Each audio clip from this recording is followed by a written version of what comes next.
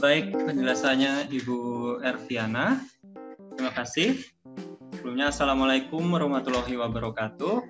Selamat siang, salam sejahtera untuk kita semua. Yang khususnya yang hari ini sudah hadir bersama-sama secara daring di acara webinar Undira yang ke-22. Mohon izin yang saya hormati Bapak Rektor Profesor Dr. Suharyadi MS, Pak Ketua Yayasan, Bapak para narasumber, Bapak Dr. Basuki Priyanto, dan Bapak Dr. Khairul Anwar. Yang juga saya hormati Bapak Ibu Wakil Rektor, Bapak Ibu Direktur dan Kepala Biro, serta Bapak Ibu Pimpinan Program Studi, dan juga Bapak Ibu dosen, baik itu di lingkungan Undira maupun di luar Undira, serta yang saya banggakan, para mahasiswa dari dalam dan luar Undira, yang turut bergabung dalam acara webinar pada siang hari ini. Sungguh suatu kehormatan bagi saya karena telah dipercaya untuk menjadi moderator pada kesempatan siang hari ini yang mengambil tema yang cukup menarik sebenarnya, yaitu dampak 5G di masa depan sebagai era baru konektivitas. Nah, pada kesempatan siang hari ini kita juga sudah menghadirkan dua orang narasumber yang tentunya sangat luar biasa apabila kita nanti ketahui bagaimana latar belakangnya, bagaimana kontribusinya. Nanti kita akan bersama-sama mendengar dari beliau-beliau ini. Baik, untuk mempersingkat waktu, langsung saja saya perkenalkan narasumber yang pertama, yaitu ada Bapak Dr. Basuki Priyanto. Selamat pagi ya, waktu Swedia, Bapak Basuki.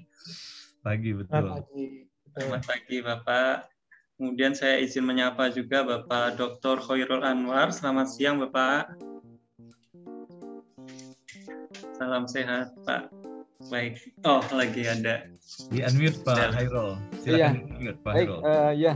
Selamat siang, Mas Gali. Ya, selamat siang. Senang sekali bisa diundang di acara hari ini. Ya. Baik, dan untuk lebih mengenal latar belakang masing-masing narasumber ini, saya mohon izin untuk membacakan CV sekilas ya. Yang pertama saya akan membacakan CV dari Bapak Dr. Insinyur Basuki Endah Priyanto, Master of Engineering. CV beliau, di sini beliau lahir di Bandung 9 Juni 1976. Pendidikan sarjana diselesaikan dari Teknik Elektro Institut Teknologi Bandung. Kemudian dilanjutkan pendidikan master di Nanyang Technological University Singapore dan juga mendapatkan gelar PhD dari Aalborg University Denmark. Semoga saya tidak salah ya. Beliau merupakan pemegang 200 lebih paten di bidang wireless communication, sehingga tentunya kita tidak akan meragukan lagi bagaimana kompetensi dan kontribusi beliau tidak hanya di kancah Indonesia ya, tapi juga di kancah dunia ini. Nah, pengalamannya di bidang telekomunikasi sebenarnya sudah beliau rintis ini sejak tahun 1999 sebagai sistem engineer di perusahaan Slumbersea ya Pak. Lalu pernah bekerja juga di Nokia Denmark, ada juga di Ericsson Swedia, Huawei Technology Swedia, dan hingga saat ini beliau menjabat sebagai Master Engineer Connectivity Research di Sony Europe Vesloten Vennootschap Swedia. Nah, sebenarnya di sini masih banyak yang ingin saya bacakan lagi, ada banyak pengalaman, penghargaan, lalu ada berbagai rekognisi yang ada di CV beliau. Tapi karena keterbatasan waktu, mungkin akan langsung saya serahkan saja waktu selama 30 menit kepada Bapak Basuki Priyanto untuk menyampaikan materinya. Waktu dan tempat saya serahkan, monggo Pak Basuki. Baik, terima kasih Mas Gali. Coba share screen saya.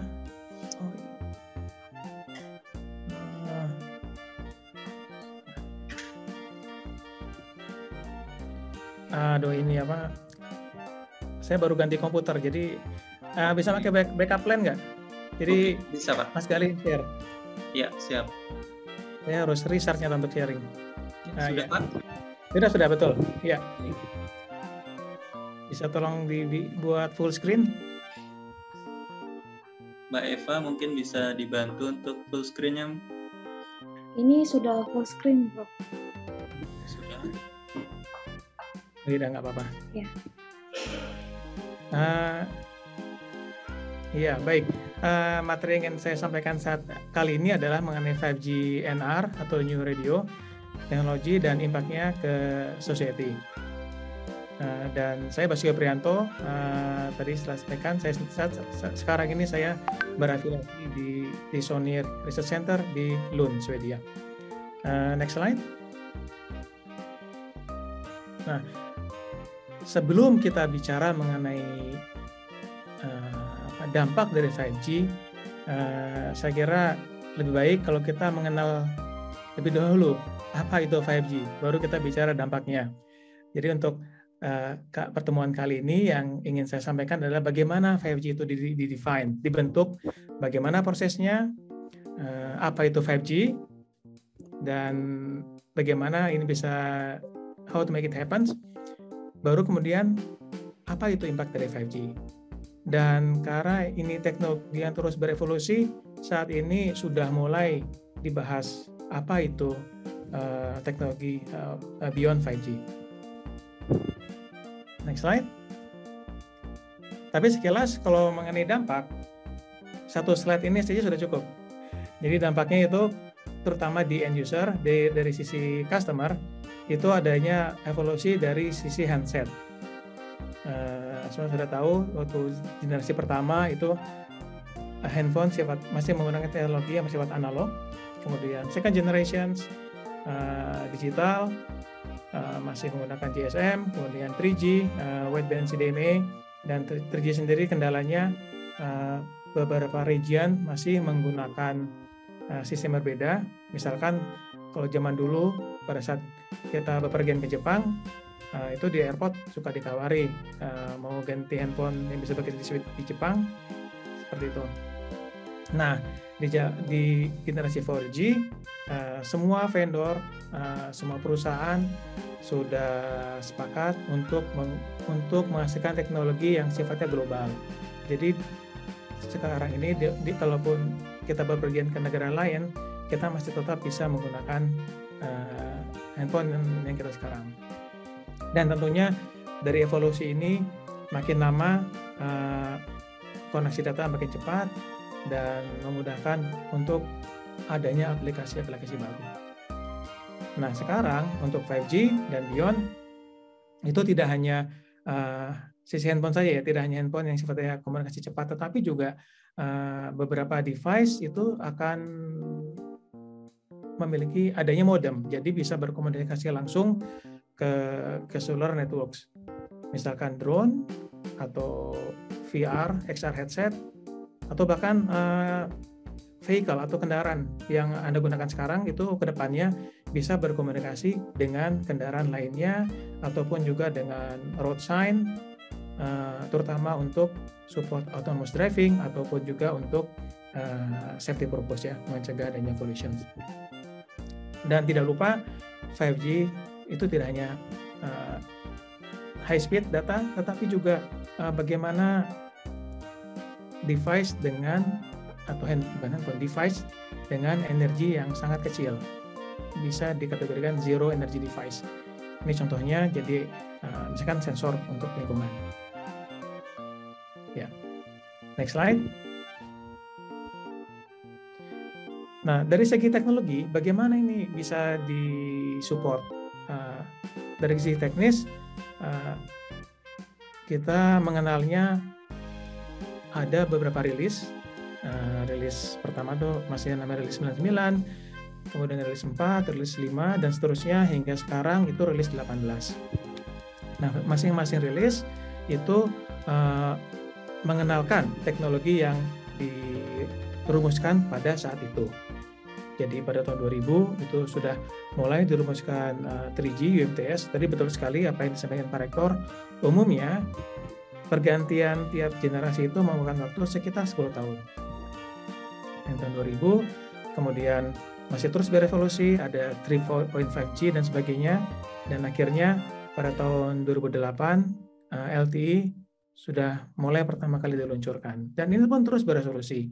Ada LTE, LTE Advance, adanya Prose ini untuk B2B, adanya Narrowband IoT dan seterusnya. Dari tiap generasi itu ada beberapa rilis.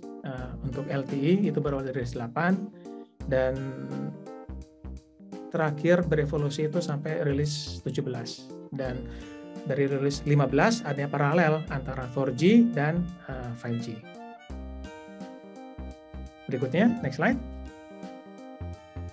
Nah, agar sistem ini bisa terus berevolusi dan tepat sasaran ya, seperti apa yang dibutuhkan oleh masyarakat, di bidang mobile komunikasi industri itu adanya sebuah ekosistem. Jadi ini contohnya adalah berbagai macam pelaku telekomunikasi, baik industri, misalkan perusahaan, Ericsson, Sony, Samsung, Nokia, dan semuanya, dan bahkan universitas itu merumuskan secara bersama-sama. Baik research apa yang mereka lakukan, dan bahkan juga terutama perusahaan itu membentuk spesifikasi. Spesifikasi itu ujungnya adalah apa yang ada di spesifikasi itu akan dijadikan rujukan oleh semua perusahaan-perusahaan yang akan menghasilkan produk 5G. Keuntungannya karena rujukannya sama, jadi biarpun vendor berbeda, tetapi tetap bisa berkomunikasi satu sama lainnya. Di sisi lain, adanya ITU, Badan PBB, mereka memberikan persyaratan. Misalkan untuk 5G harus seperti ini, harus memenuhi kriteria seperti ini.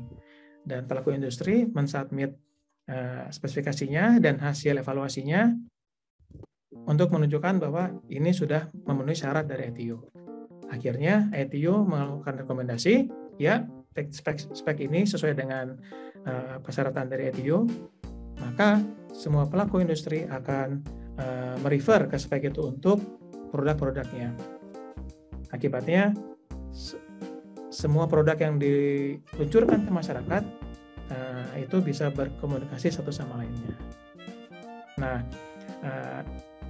bagaimana supaya bisa perusahaan atau universitas ini bisa bekerja sama satu sama lain dalam satu wadah? Itu wadahnya dinamakan dengan 3GPP. Oke, berikutnya. Dan spesifikasi yang dirumuskan oleh 3GPP itu spesifikasi yang sifatnya kompleks. Jadi dari segi badan standarisasi 3GPP itu dibentuk berbagai macam grup ya. Ada radio access, ada core networks, dan service dan sistem aspek. Masing-masing branch ini ada lagi klaster-klasternya. Saya sendiri terlibat di Work Group 1, Radio Layer 1, terutama yang berkecimpung di physical layer. Bagaimana sinyal bisa dimodulasi, bagaimana coding, encoding, dan sebagainya. Dan dari segi pelaku perumusan itu juga di grup berdasarkan region. Ada region Amerika, ada region Asia. Asia sendiri ada berbagai region ya, ada Cina, ada India, dan untuk Eropa ada 1, dan saya kira kurang lebih ada 6 klaster yang mewakili negara-negara yang mewakili perusahaan di masing-masing region. Berikutnya, next slide. Ya, nah itu pun juga mengalami proses yang panjang ya. Jadi teknologi itu tidak hanya langsung instan, tetapi ada proses yang cukup lama dan perumusan bersama-sama, ada yang konsensus, akhirnya kita setuju. Pertama gitu, jadi sebelum teknologi diluncurkan, kita sudah memperkirakan kira-kira apa ini, untuk apa teknologi ini digunakan dan apa requirement-nya. Itu misalkan dirumuskan oleh grup One dan Run One. Kemudian skop lebih kecil lagi, kita melakukan feasibility study. Kira-kira mungkin nggak use case ini dirilis ke masyarakat. Kira-kira apa skenario yang lebih detail yang bisa kita simulasikan. Akhirnya kita mendefine simulasinya, asumsinya, baru dilakukan evaluasi. Dari segi evaluasi, akhirnya ditemukan kita perlu memperkenalkan teknologi baru untuk meningkatkan performance. Misalkan bagaimana teknologi 5G bisa lebih bagus dibandingkan LTE. Dan seterusnya, dari segi merumuskan protokol, merumuskan persyaratan dari device, dan pengetesan akhir. Dan ini semuanya proses cukup panjang. Kenapa? Karena untuk memastikan bahwa produk yang diluncurkan dan bisa digunakan masyarakat itu benar-benar bekerja dengan baik. Berikutnya. Nah, ini contoh outputnya. Banyak sekali spesifikasi dokumen yang diluncurkan, dan spesifikasi ini karena dijadikan rujukan oleh perusahaan-perusahaan ataupun universitas, semuanya tersedia secara publik ya. Misalkan seperti saya sampaikan pertama kali, kita melakukan perumusan, melakukan studi kelayakan, ini ada dokumennya. Jadi kalau ada adik tertarik bisa membaca dokumen ini. Kira-kira apa nih studi yang dilakukan oleh 3GPP untuk mendefinisikan use cases-nya. Dan kemudian kira-kira output-nya apa? Output berikutnya adalah spesifikasi sendiri, bagaimana wujud dari spek itu, misalkan ada di spek ini, misalkan TS38.11 itu spesifikasi mengenai physical channel dan modulasi. Berikutnya, nah seperti saya sampaikan tadi, use cases itu sudah dicoba dirumuskan dari awal dan sudah dirumuskan kira-kira apa requirements-nya. Ada 3 use cases utama, yaitu adanya enhanced mobile broadband atau dinamakan eMBB. Untuk eMBB itu support extreme data rate. Jadi peak data rate-nya itu 20 gigabit per second dibandingkan dengan LTE atau 4G yang hanya 1 gigabit per second. Kemudian extreme capacity, jadi tiap kilometer persegi itu ditargetkan support 10 terabit per second.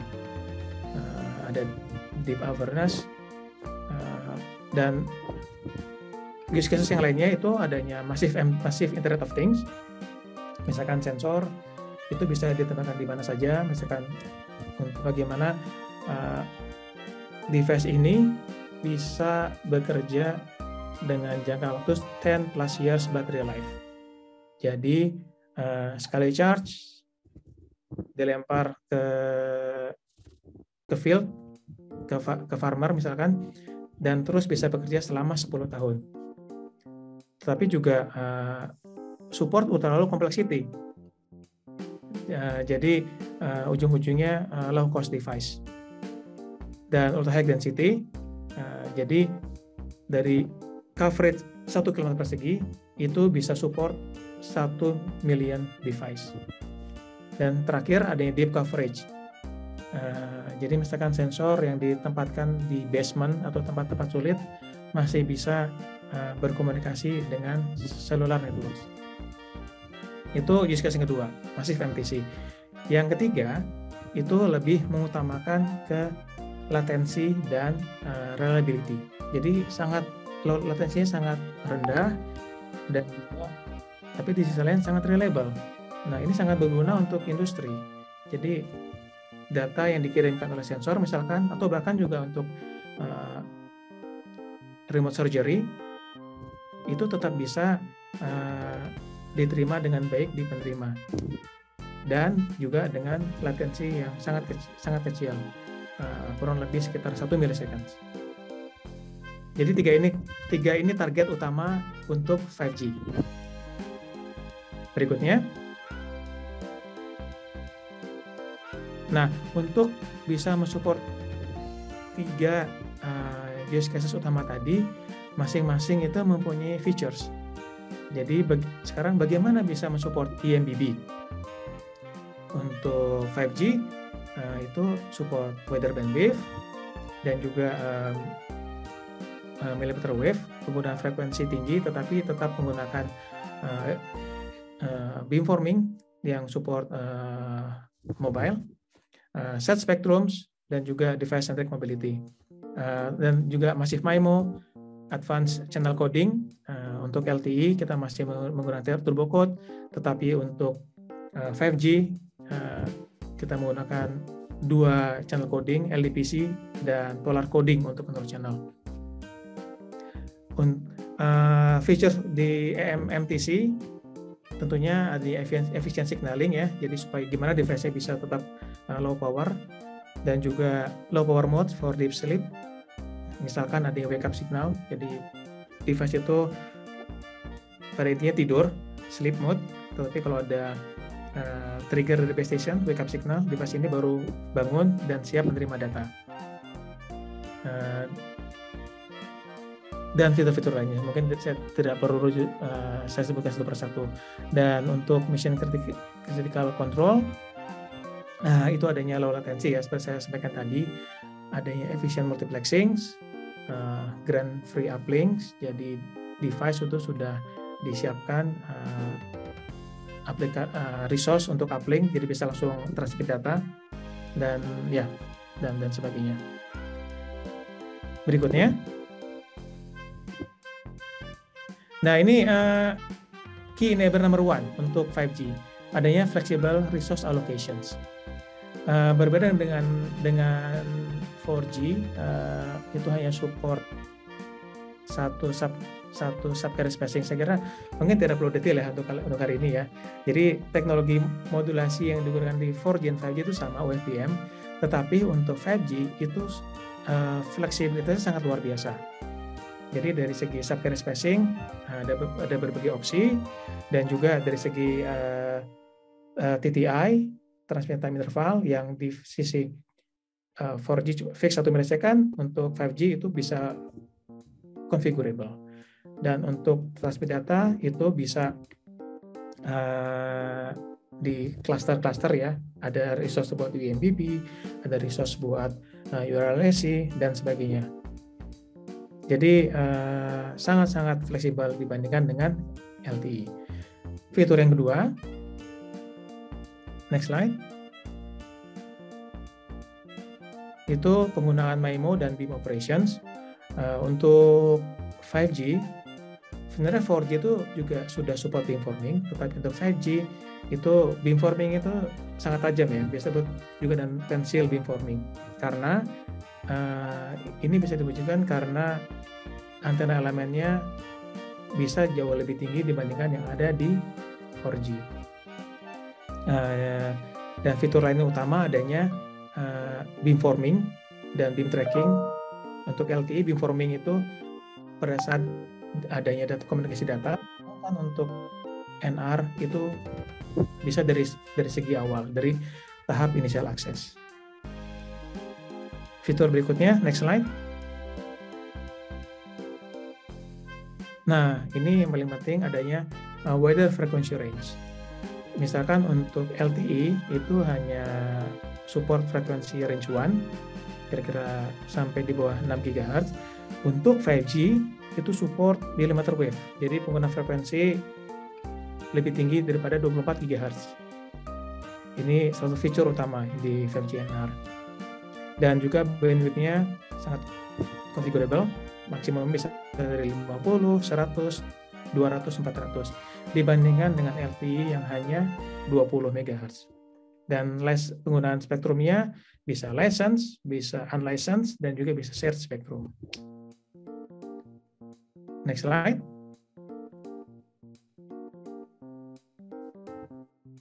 Nah, seperti yang saya sampaikan tadi, bahwa teknologi mobile communication itu terus berevolusi, dan spesifik untuk 5G ini juga terus berevolusi, berawal dari rilis 15. Rilis 15 itu fase di mana komponen utama 5G diperkenalkan. Seperti saya sampaikan tadi, adanya channel coding, MIMO, mobile millimeter wave, configurable UFDM, itu di rilis 15. Di rilis 16 itu sudah mulai spesifik. Kira-kira use case apa saja yang ingin kita support. Jadi adanya industry automations, industrial IoT, adanya V2X, jadi car-to-car communications, penggunaan 5G di unlicensed spectrum, jadi sharing dengan Wi-Fi, positioning, massive IoT, broadcasting, dan sebagainya. Di rilis 17, fitur-fitur baru lagi mulai digunakan, misalkan, tapi ini tidak digambar, itu adanya non-terrestrial networks. Jadi bagaimana 5G itu bisa juga digunakan via satelit. Ini cocok sekali buat Indonesia karena secara geografis Indonesia masih negara kepulauan ya. Dan ya ini yang detailnya adanya centimeter akurasi untuk positioning, ABB enhancements, tetap support bagaimana support even higher data rate, dan juga spektrum baru 52 GHz. Berikutnya, next slide. Nah, sekarang ini baru mulai bulan ini itu adanya rilis 18. Kunci utamanya adalah adanya eMBB Evolutions, karena kita tetap mengenhance dari segi MIMO ataupun juga ada yang memperkenalkan smart repeater, dan juga melanjutkan lagi key enablers atau use cases baru. Pertama, expanded and improved positioning. Jadi bagaimana positioning tetap bisa digunakan dengan akurasi yang lebih tinggi ya, centimeter level, atau juga untuk side link positioning, artinya misalkan distance dari satu mobil ke mobil lainnya, tapi pengukuran jaraknya itu menggunakan radio sinyal. Dan juga fitur lainnya itu adanya evolusi dari non-terrestrial networks, juga drone communications. Di sisi lain, di rilis 18 ini juga memperkenalkan area-area baru.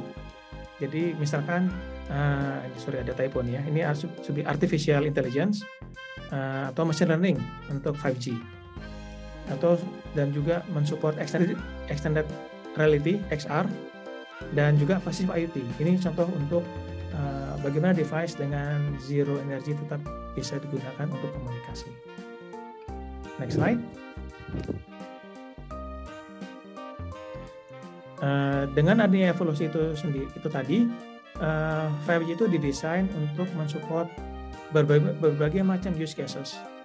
Nah, ini yang ingin saya sampaikan mengenai dampak dari 5G. Pertama, itu akan mensupport immersive entertainment and experience. Jadi menggunakan misalkan VR headset, kita seolah-olah bisa menonton pertandingan sepak bola misalkan. Adanya safer, more autonomous transportations, itu disupport dengan teknologi V2X communications. Reliable access to remote healthcare, ini disupport dengan teknologi URLC. Improve public safety and security, itu tadi karena dia misalkan drone communications ataupun V2X ataupun settling untuk public safety. Smarter agriculture dengan penggunaan sensor yang murah tapi bisa tetap berkomunikasi dengan baterai yang lebih tahan lama. Efficient use of energy utilities, autonomous manufacturing, smart city yang sekarang sedang cukup digembar-gemborkan di Indonesia, dan juga digitize logistik dan retail. Jadi sebenarnya masih lebih banyak lagi dampak ataupun new use cases dari 5G itu sendiri. Next slide. Nah, ini mungkin saya agak sedikit cepat ya, biar ada waktu buat Q&A.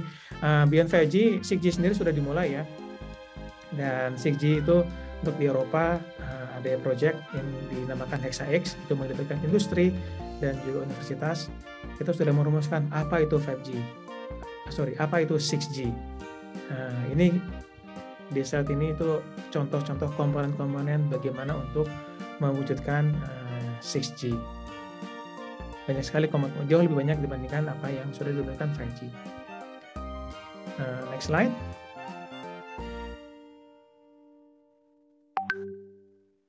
Nah, untuk requirement-nya, ini kita juga bisa compare dengan apa yang sudah saya sampaikan tadi. Ini jauh lebih ketat dibandingkan 5G. Peak data jauh lebih tinggi, latensinya juga lebih rendah, 0.1 milliseconds, 20 years battery life, 10 cm akurasi untuk indoors, 10 times more energy efficient, dan masih banyak lagi. Next slide.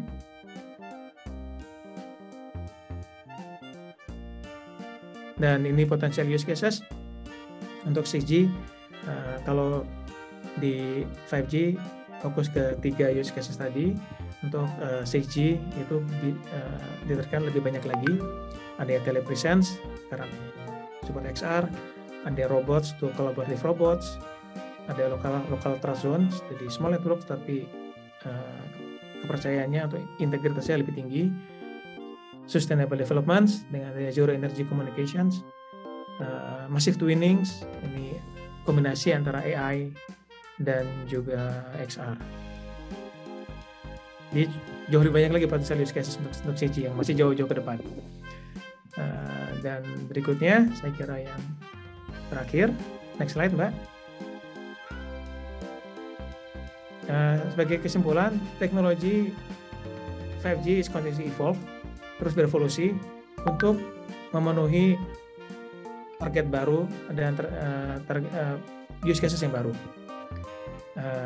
5G NR is not only providing higher data rates, IMDb, bukan hanya kita bisa nonton YouTube atau Netflix di handphone kita, tapi juga support lower latency dan support massive connectivity with low power and extended coverage. Dan dengan ada ini, seperti saya sampaikan tadi, ini bisa support remote surgery, smart agriculture, ataupun smart city. Nah, sekarang apa yang bisa kita lakukan, misalkan di Indonesia, ataupun juga dengan adik-adik mahasiswa? Pertama, adanya mungkin ada research innovations, bagaimana how to adopt and use 5G. Saya kira akan ada unique use cases di Indonesia, terutama bagaimana mewujudkan smart agriculture, jadi bisa meningkatkan hasil tani para petani, smart factory, ataupun smart city, ataupun tracking untuk logistik, smart forest misalkan karena Indonesia masih kaya dengan hutan yang perlu dimonitor dan sebagainya, ataupun bahkan engage di long term research. Mungkin nanti di sesi berikutnya Gaurang Anwar mungkin lebih banyak ngomongin tentang riset yang bisa dilakukan ya.